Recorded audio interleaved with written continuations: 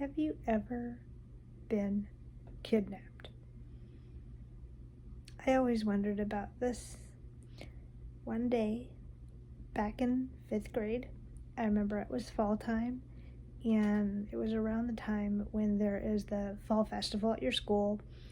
And I remember my family was at the festival at the school, and I was in a really bad mood that day, and I was like, I'm walking home. So I walked home, and it was a bit of a distance.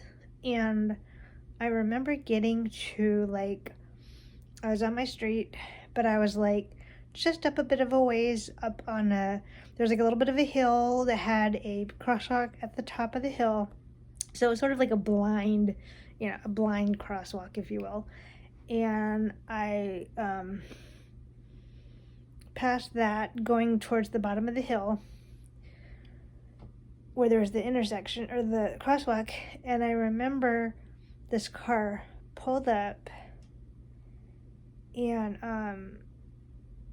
slowed down and leaned, I don't know if they rolled down the window, but they leaned over and were like, hey, do you want to ride? And I was mad already, and that just made me more mad. And so I'm like, no. And then they got to the bottom of the hill where the stop sign is, the crosswalk is, and I yelled out really loud, you jerk. And I kept walking home, and I was so mad.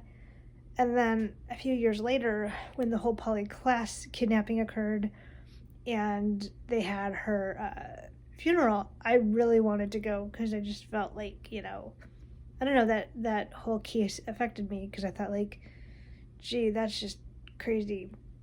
But thankfully, I did not get kidnapped, though it was creepy. And of course, looking back, I should have gotten the person's license plate and called the police and reported them, because if they tried to get me, they obviously could have attempted to try to snatch some other kid. Needless to say, yeah, that was a crazy experience, but I'm glad I'm okay.